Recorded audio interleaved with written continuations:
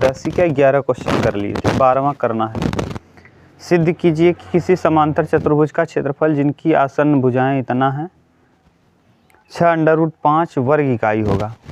आसन्न भुजा दिया है, मान लो आसन्न भुजा ए और बी है, तो कौन सा क्वेश्चन है 12 नंबर ना। ए बराबर भी दिया है और बी बराबर दिया है। ए बराबर दिया है, अपने मन से मान ले रहे हैं ए।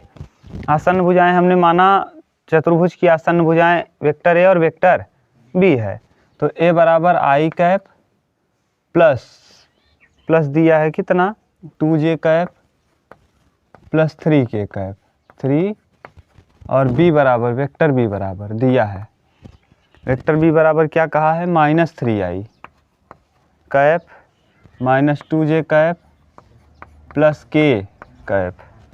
ठीक, आपको कहा है सिद्ध कीजिए कि क्षेत्रफल 6√5 होगा। तो आप बताओ समांतर चतुर्भुज का क्षेत्रफल, समांतर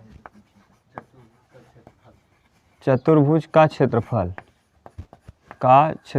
क्या होता है, मॉड में a cross b, vector a cross vector b किसमें मॉड में, यही होता है क्या।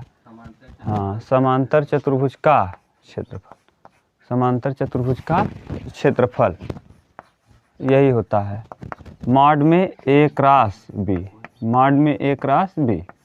आसन्न भुजाएं जो हैं a क्रॉस b निकाल लो, vector a cross vector b बराबर i j k। i का मतलब 1, यहाँ 2, यहाँ 3, यहाँ -3, यहाँ -2 और यहाँ 1। ठीक, गुणा करो vector A cross vector b, I रहेगा ना, 2 दूना 2 1 क्या 2 और +6 सही है, -j रहेगा, और यहाँ इसका 1 1 क्या 1 और 3 3 9 प्लस k कैप ना, और यहाँ ऐसे अब देखो 2 1 क्या 2 -2 और 3 दूना 6 +6। ठीक से लिखेंगे तो वेक्टर ए क्रॉस वेक्टर बी का मापांक हम डायरेक्ट निकाल रहे हैं। 6 2 8 8 28 64 प्लस 9 1 10 10 10 100 और 6 में 2 जाएगा 4 4 चौक 16 180 सही है 180।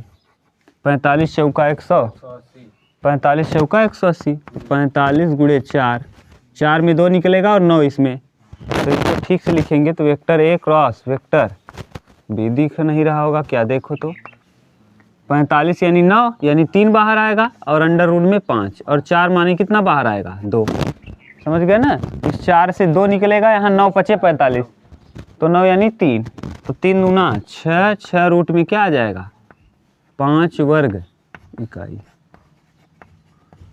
यही आपको क्या करना है प्रूफ करना है। ठीक, उतार लो।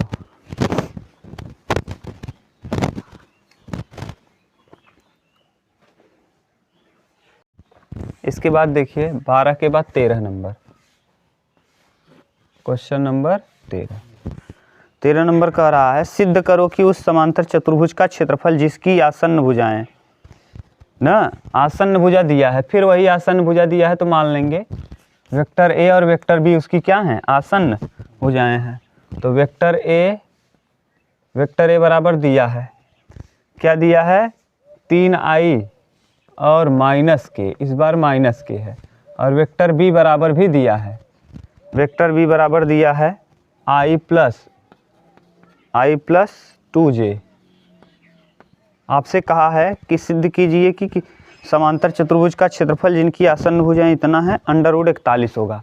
हमको क्या ला के दिखाना है √41। आसन्न भुजा दिया हो तो समांतर चतुर्भुज का क्षेत्रफल अभी बताए हैं, समांतर चतुर्भुज का क्षेत्रफल, हाँ बिल्कुल सेम है, क्या लगेगा हाँ वेक्टर ए क्रॉस वेक्टर बी ना, आसन्न भुजाओं के क्रॉस प्रोडक्ट का माड बस निकाल दो। अब वेक्टर ए क्रॉस बी कैसे निकालोगे, वेक्टर ए क्रॉस बी निकलेगा कैसे, यहाँ आई प्लस आई कामा जे कामा के।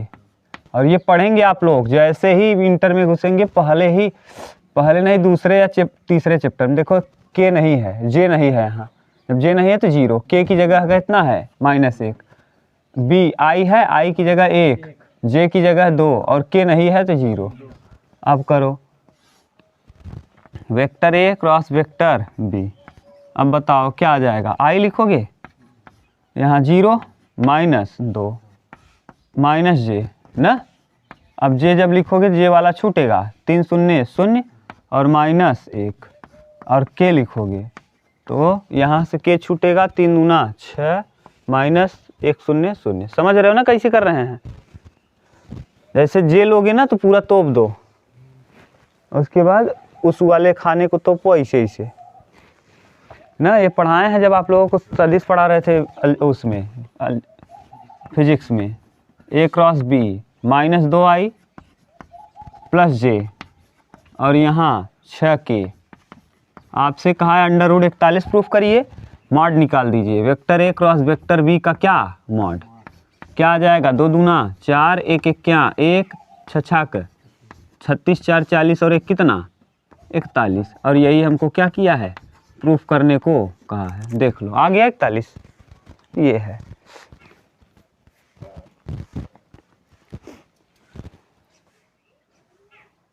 प्रश्न संख्या 14 में देखिए क्या कह रहा है कि एक समांतर चतुर्भुज का क्षेत्रफल ज्ञात कीजिए जिसकी संलग्न भुजाएं क्रमशः a बराबर दिया है, b बराबर दिया है। बताओ, फिर से a और b दिया है, ऐसे नहीं कर पाओगे, कर लेंगे। सेम टू सेम यही करना है, हो जाएगा। 14 नंबर में 15 में भी उस समांतर चतुर्भुज का क्षेत्रफल ज्ञात कीजिए जिसकी 2 आसन्न भुजाएं ये और ये हैं। फिर दिया है 2 आसन्न भुजाएं दिया है और क्षेत्रफल ज्ञात करना है, हो जाएगा। कैसे, ठीक। तो इसका मतलब 14 और 15 आपका क्या है, होमवर्क है।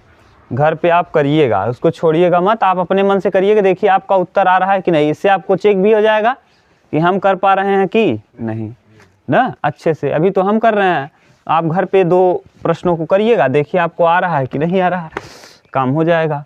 अब 14-15 को आप करिएगा, हम बता रहे हैं क्या, क्वेश्चन नंबर 16 को, ठीक। प्रश्न संख्या 16, 14-15 आपका होमवर्क है। 16 नंबर देखिए,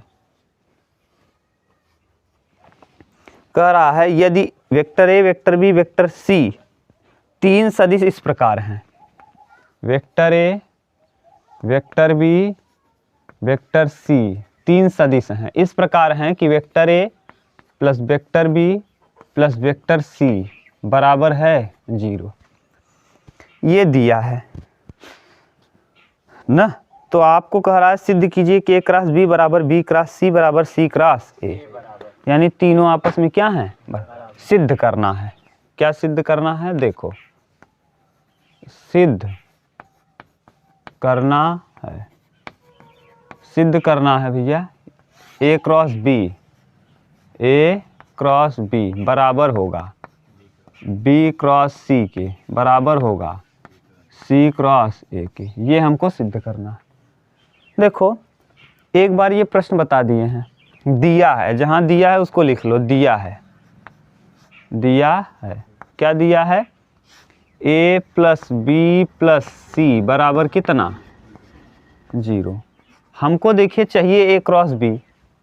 अगर हम A कहीं से अपने मन से गुणा कर दें तो A क्रॉस से 0, A क्रॉस C बचेगा और A क्रॉस B हो जाएगा ना। तो हम कर क्या रहे हैं, एक बार हम A से, एक बार वेक्टर A से, एक बार वेक्टर B से और एक बार वेक्टर C से, vector A comma vector B comma vector C से ना सदिश गुणन करने पर, अदिश नहीं क्रॉस प्रोडक्ट, गुणन सदिश गुणन करने पर, बारी बारिश करेंगे करने पर। अब करो, यहाँ कर रहे हैं, देखो यह है A plus B plus C, सही है, बराबर 0 है। इसमें हम किसका गुणा कर दे रहे हैं, वेक्टर A का क्रॉस, वेक्टर A का करो cross vector A plus vector B plus vector C, सही है। बराबर, उधर ए का करेंगे 0, ए का ए में करोगे ए क्रॉस ए, प्लस मॉड में नहीं होगा, डॉट के लिए मॉड होता है, क्रॉस है ये, ए क्रॉस बी, ए क्रॉस बी, क्योंकि क्रॉस प्रोडक्ट हम सीख रहे हैं, प्लस ए क्रॉस सी बराबर, अगर समान राशियां होती हैं तो क्रॉस में क्या होता है 0, क्या हो जाता है, तो ये 0 और प्लस ए क्रॉस बी, और इसको ले जाओ उस तरफ तो ये माइनस ए क्रॉस सी, इसको ठीक से लिख दो तो ए क्रॉस बी बराबर सी क्रॉस ए। ठीक, इसको मान लो समीकरण नंबर कितना 1, समीकरण 1। अब बी से गुणा करेंगे, किससे, बी का क्रॉस लगाओ, अब बी से, तो जब बी से करोगे तो b cross a cross b cross c, सही है, sorry a plus b plus c, ठीक, बराबर कितना 0, करो Umesh, b cross a plus b cross b, सही है, प्लस बी क्रॉस सी बराबर, ठीक से लिखेंगे तो बी क्रॉस ए यही रहेगा, बी क्रॉस ए और ये 0, ये वाला बी क्रॉस सी बराबर, ये देखो हम ले चल रहे हैं उस तरफ, माइनस हो जाएगा, तो यहाँ बी क्रॉस सी को यहीं रहने दे रहे हैं, बी क्रॉस सी, और इसको ले जाएंगे उस तरफ तो माइनस बी क्रॉस ए, ठीक से लिख देंगे उल्टा इसको, तो उल्टा लिख देंगे, हाँ, तो क्या बन जाएगा बी क्रॉस सी बराबर ए क्रॉस बी, देखो माइनस हट गया, ये समीकरण नंबर कौन सा हो गया, सेकंड, समीकरण 2। अब हम किससे गुणा कर देंगे, सी से, तो c cross a cross a plus b plus c, बोलो सही है, गुणा करो, c cross a plus c cross b, नहीं उल्टा नहीं लिखना है, प्लस सी क्रॉस सी बराबर कितना, ये बचेगा क्या सी क्रॉस ए, और ये हो जाएगा, ये तो 0, ये उधर जाएगा तो माइनस सी क्रॉस बी, ठीक से लिखो, सी क्रॉस ए बराबर, हाँ बी क्रॉस सी, माइनस हटा दिए। अब देखो तीनों के तीनों समीकरणों में देखो, समीकरण 1 2 3, ये 3 नंबर है, देखो तीनों समीकरण आपस में क्या दिख रहे हैं, ए क्रॉस बी बराबर है सी क्रॉस ए के, ए क्रॉस बी बराबर किसके है सी क्रॉस ए, और सी क्रॉस सी बराबर है बी क्रॉस सी के, और बी क्रॉस सी बराबर है, तो इसका मतलब ये सिद्ध हो गया कि ए क्रॉस समीकरण 1 2 और 3 से, समीकरण नंबर किस से, समीकरण 1 2 और 3 से, तो समीकरण 1 2 व 3 से, व 3 से क्या ए क्रॉस बी बराबर बी क्रॉस सी बराबर सी क्रॉस ए, बोलो, कहीं दिक्कत हो तो बताना तुरंत,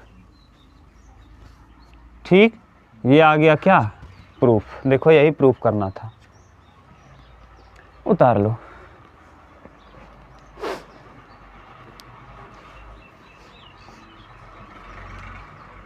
चलो अगला देखो 17 नंबर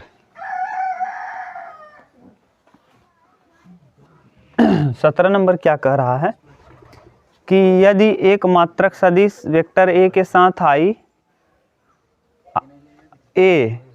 के साथ π/3 यानी अल्फा, आई के साथ बना कोण हम मानते हैं क्या अल्फा, आई के साथ क्या मानते हो लड़के, आई के साथ बना कोण याद करो, अभी हम लोग आगे पढ़ेंगे अल्फा, त्रिविमीय ज्यामिति में पढ़ेंगे, जे के साथ बना कोण, जे के साथ क्या मानते हैं बीटा, और के साथ बना कोण मानते हैं हम क्या, के साथ हाँ गामा।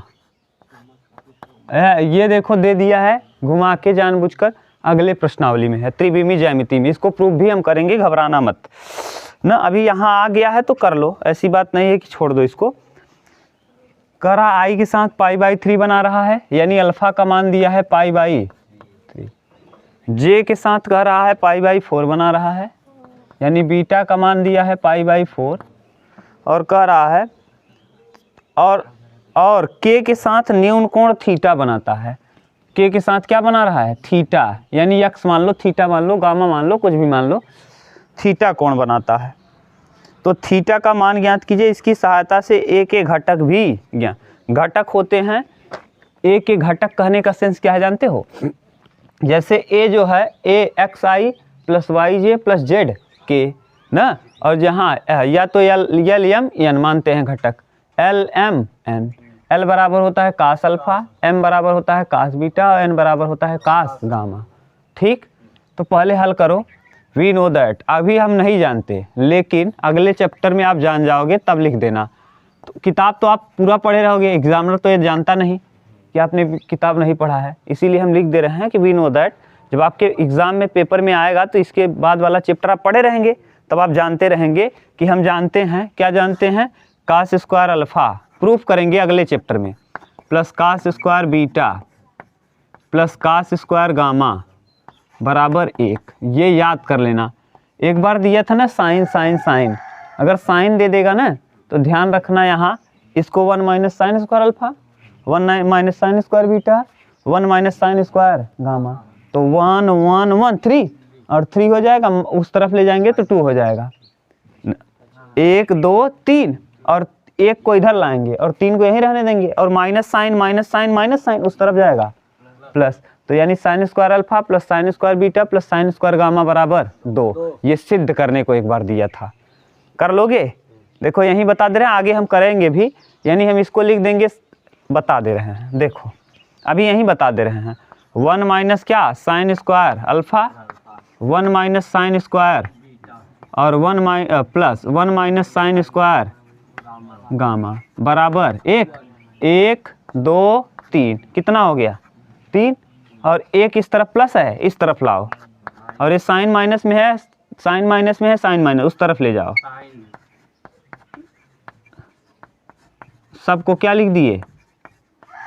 बोलो, तीनों को क्या लिख दिए?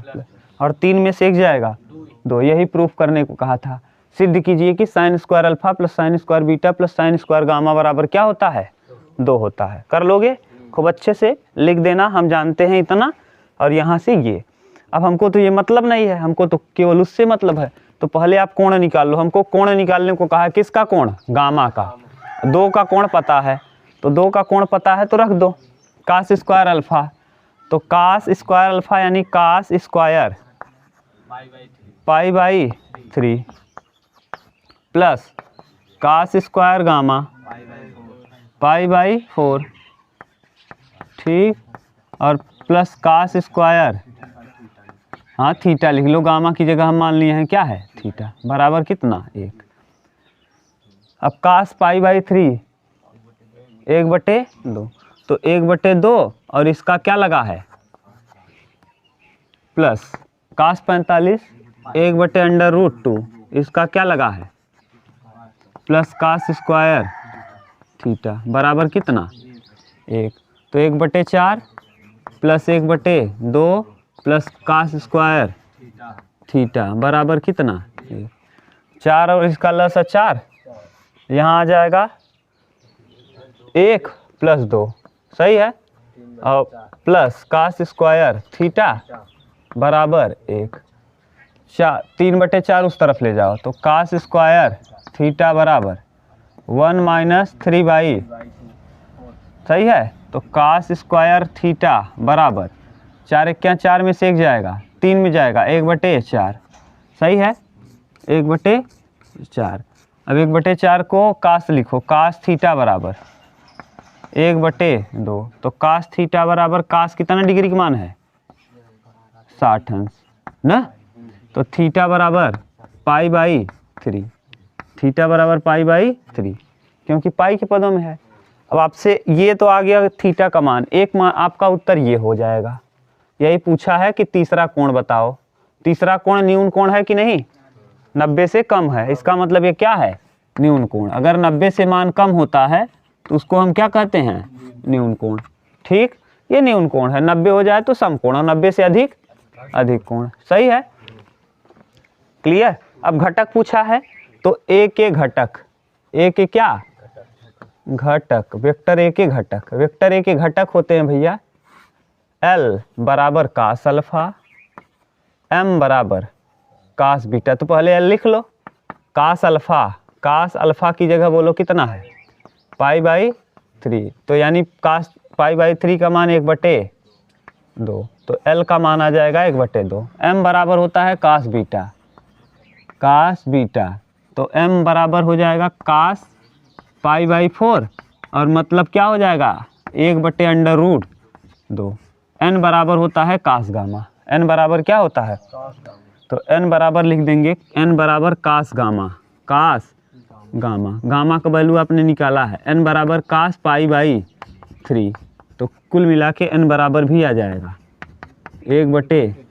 बोलो, यही इसके क्या हैं घटक। तो इसका घटक क्या क्या आ जाएगा, 1/2, 1/√2 और 1/2। देखो उत्तर क्या दिया है, मिला लो।